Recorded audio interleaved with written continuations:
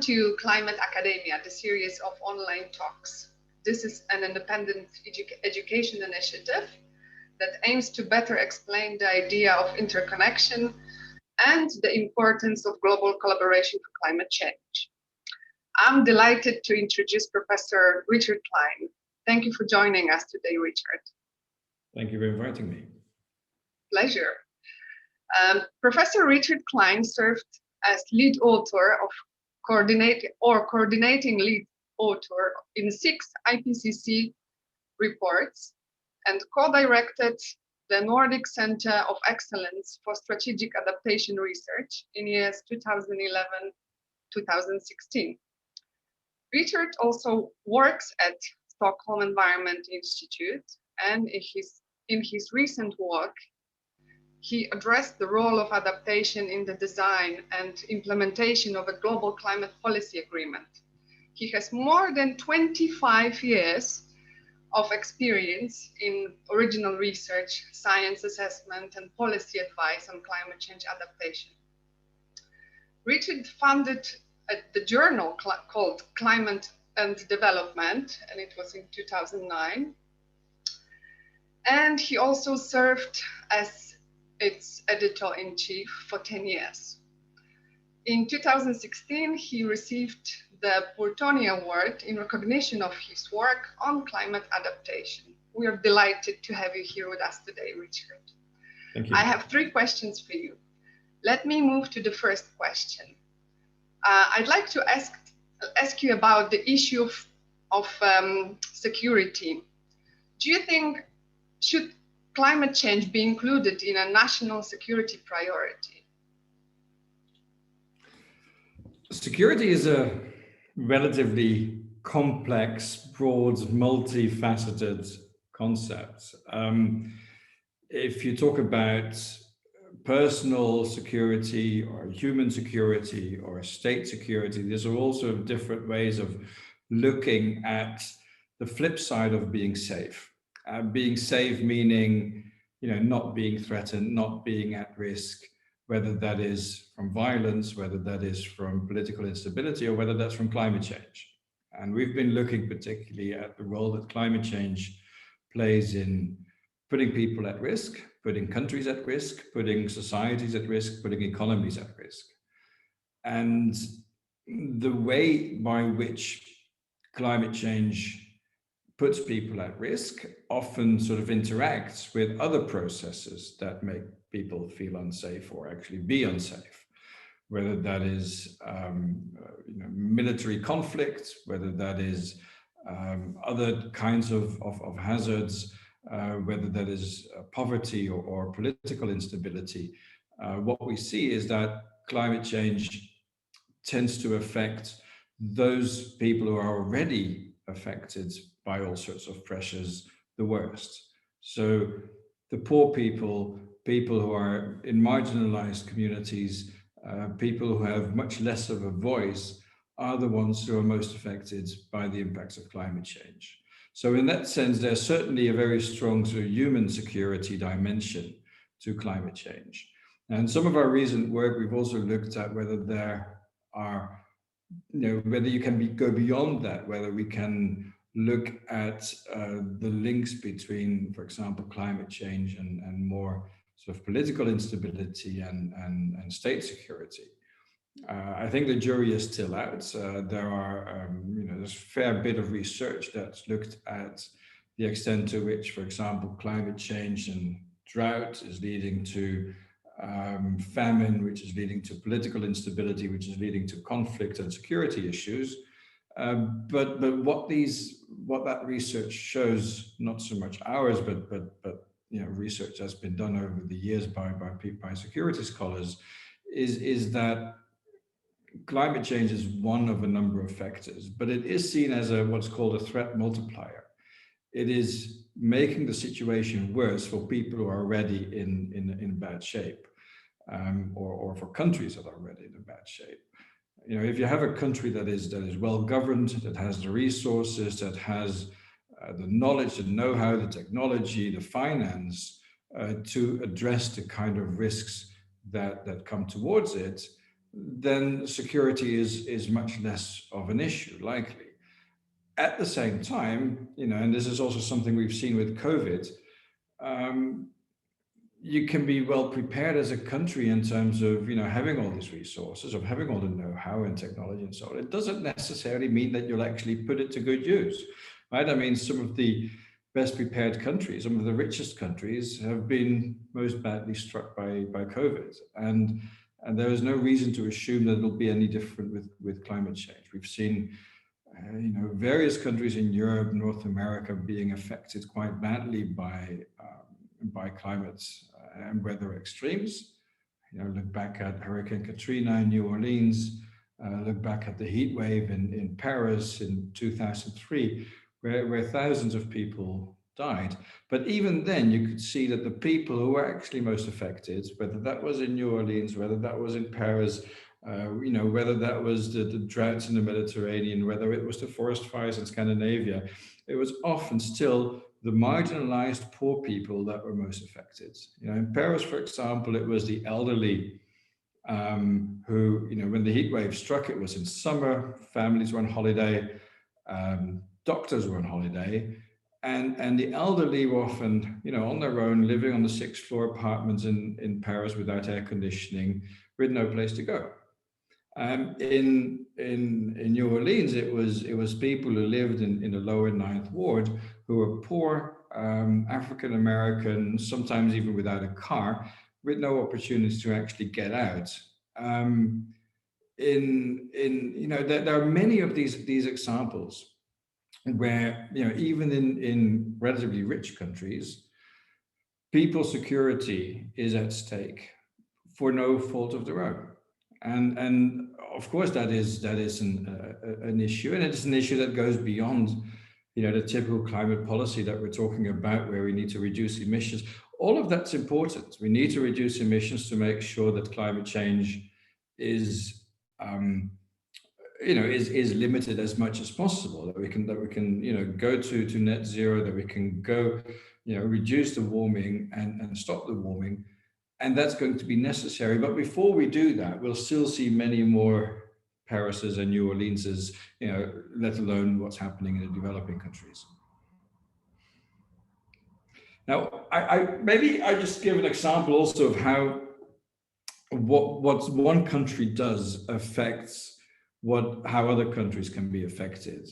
We've done some interesting research on transboundary climate risk, which is sort of a way of saying that what happens within one country doesn't necessarily stay within that country. We've seen that again also with COVID. Of course, that's nothing to do with climate change, but in the same way that viruses cross borders, climate risks can also cross borders, and they can cross borders through rivers, for example. If there's a lot of rainfall in one place and the flood can go downstream. That is sort of a straightforward way of seeing that. But also through trade flows or through investment flows or by people moving from one country to the other. What happens in one country can have an effect on another country. Let me give an example of how political instability in Senegal was the effect of drought in India. In 2008, there was drought in India and a few other Southeast Asian countries, Thailand, Vietnam, and all of these countries were large rice exporters. Senegal is a rice importing country. And when drought in India struck, it decided in its own interest to reduce or stop exporting rice. As a relatively large exporting country, that had a fairly strong effect on the world market, on the price of rice on the world market. It more than tripled the price of rice. And as a result, a country like Senegal, people in Senegal had to pay an awful lot more for their rice, and not everybody was able to do that.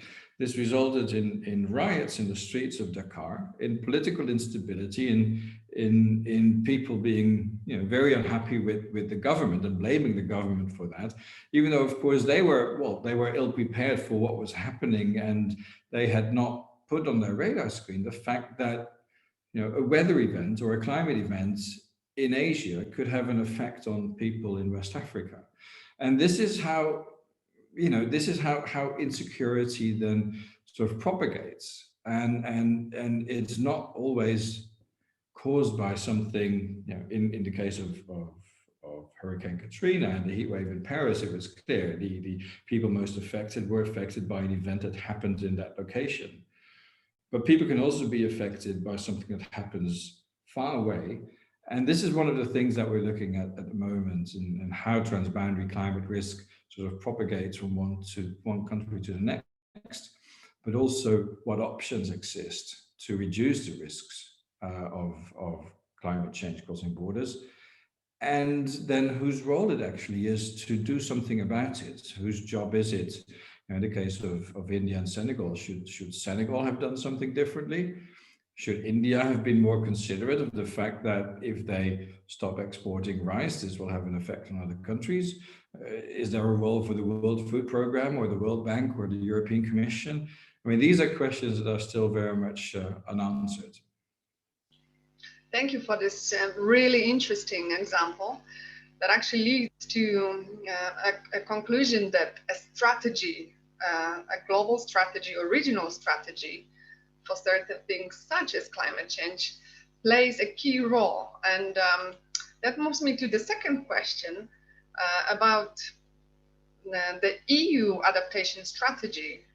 Do you think, does the EU adaptation strategy aspire to just resilience? And what does that mean? What do we mean by justice in climate change adaptation? Yeah, it's so the EU adaptation strategy came out the end of February this year, and it was really quite an interesting document because what you would expect from a strategy, a European strategy, is that it lays out a number of priorities and indicates how and by when the EU and the member states would need to sort of address those priorities. And when it comes to adaptation, in other words, preparing for the risks of climate change, it was clear that to be resilient is going to be a priority, and it prioritized work in cities, it prioritized nature-based solutions, it prioritized a number of these things, but it went beyond that. It didn't just say we need to be resilient, but it said we need to pursue that resilience in a just and fair manner. So it coined the term just resilience, not just resilience. Resilience is good, but we need to go beyond that. We need to ensure just resilience. And that I think was unexpected. But I think it follows a pattern that we've also seen in mitigation, where there is a lot of talk, or has been a lot of talk, about just transitions for mitigation, right? Climate policy is, particularly when it comes to phasing out fossil fuels, people are going to be affected by it. The climate will benefit, but some people are at risk of losing their jobs and their livelihoods, for example. And the International Trade Union Organization and others have not argued against climate policy, but they've argued for climate policy in a way that would be just to those people at the end whose jobs are at stake. And that's been generally accepted, and that's referred to as a just transition of climate policy. Now, I think what the notion of just resilience does is point to the need for a just transition in adaptation. And let me give you an example of how also adaptation to climate change can have winners and losers, just like mitigation. Let's look at coffee. Coffee is one of the most traded goods in the world, and many people they can't start their day without coffee. I'm not one of them, I'm a tea drinker, but in any case, coffee, one of the most traded goods. Most coffee comes from either Latin America or Africa, and much of the coffee that's imported into Europe is produced by smallholder farmers.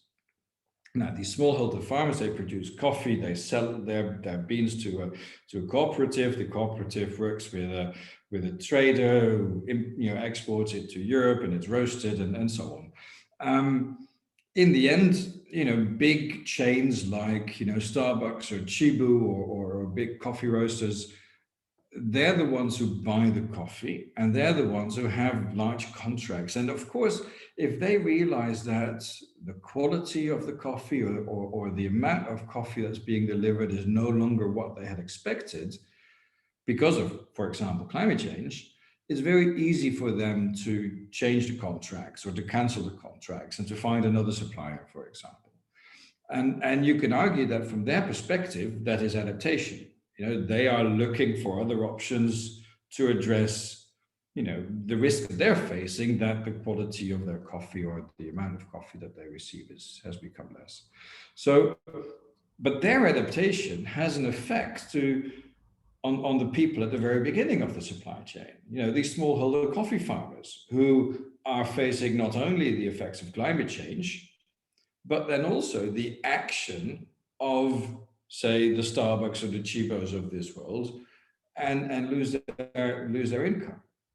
And these coffee farmers, they have much less of a voice than a Polish miner, right? And nothing against Polish miners. I've just said I think just transitions in climate policy are the right way to go forward, because there are winners and losers in climate policy, but likewise there are winners and losers in adaptation, and that's never really been on the radar screen. Now, when the EU in its adaptation strategy talked about just resilience, they looked primarily at what happens within Europe.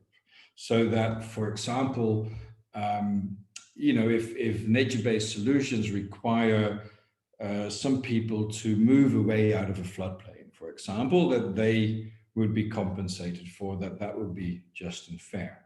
Now, I think in most countries there are probably already rules and procedures in place for that. Now, what we've been saying to the European Commission, and which I think they are also getting now, is that this notion of just resilience is not just a European priority, it should be a global priority.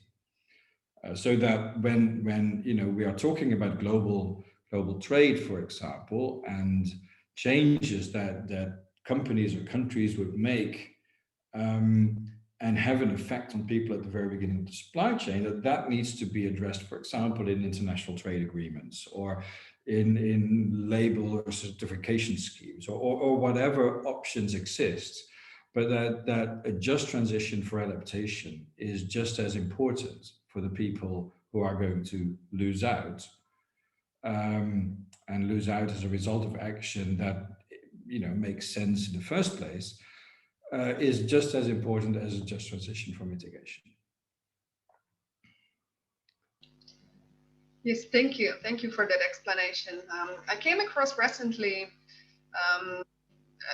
it was a really interesting policy brief, and it talked about adaptation, and I know that you are one of the contributors to that policy brief. I'm talking about this new Adaptation Without Borders paper, which presents a novel framework for globally just resilience. You already mentioned the fact that the EU adaptation strategy focused only on the EU. And this is the argument, one of your argument is that we should go beyond that and consider a global, consider adaptation as a global problem. Could you comment on that and explain why and how this just transition for adaptation in a globally connected world can be achieved? Yeah, well, we had already done some work together with the Stockholm International Water Institute to think about climate change in the context of security. There's something called the Stockholm Climate Security Hub, which is funded by the Swedish Ministry of Foreign Affairs. And they put together 4 Stockholm-based institutes. So ours, the Stockholm Environment Institute, the Stockholm International Water Institute, the Stockholm International Peace Research Institute, and the Stockholm Resilience Center. They put them together to basically think interesting thoughts that would help to better understand the links between climate and security. Now, we had been sort of brainstorming about, what can we say about security, basically along the lines of what I said earlier. And the idea of a just transition came up, but we weren't entirely sure how to connect it. And then the EU Adaptation Strategy came out, and it used the term just resilience. And we realized that we really had an opportunity in a way to help the European Commission in trying to define, or at least begin to define, what just resilience is and how it could be pursued. So what we did in that policy brief that you mentioned was we've developed a framework, which is basically it's a 2-act matrix, and we define globally just resilience as a function of both justice and connectedness. And we're arguing that, well, first of all, we're arguing that justice has 2 components, distributive justice and procedural justice. So people need to have a voice, people need to have a share in the benefits, and there's a whole literature about justice that we looked into, and we didn't have time to go through it in detail, so it is somewhat simplified in the publication. But justice is one axis here, and the idea being that if adaptation is, the more just adaptation is, of course, the better and more accepted the outcomes of it will be.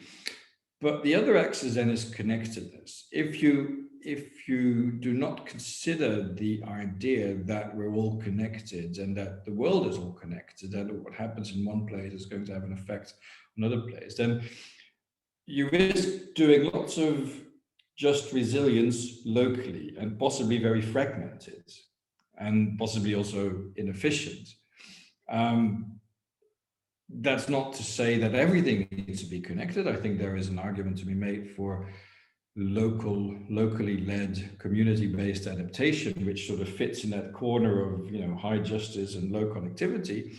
But if you go further to the right and you consider the higher connectedness and the risks that are created as a result of that, then you have an arrow going from the bottom left to the top right, or this way, which we sort of identify as a just transition for adaptation.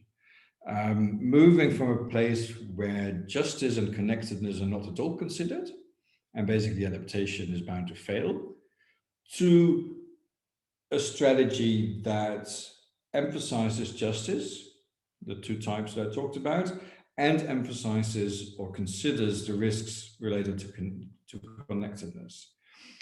If you consider connectedness but not justice, then you run the risk of not reducing the risk. Then you're not actually reducing the risk, then you are redistributing the risk.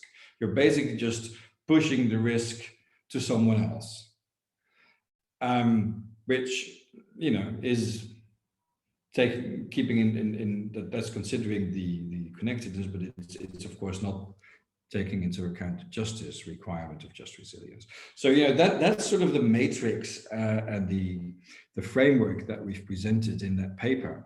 There are 2 case studies in there, one actually on coffee, the one that I just mentioned, and one on the Blue Nile and the extent to which upstream activity in Ethiopia and Sudan could have an effect on people downstream, and to what extent there are options for considering both justice and connectedness in that case as well. Thank you for sharing.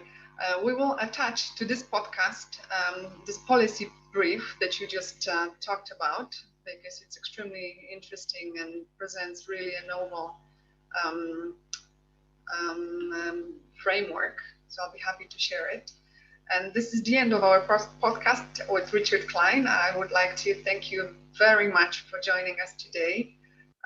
We admire your work, and we are looking forward to collaborate in the future. the issue of connectedness and justice is very important in the communication of climate change adaptation. So I'd like to thank you very much for joining us today, Richard. Thanks very much, Isa.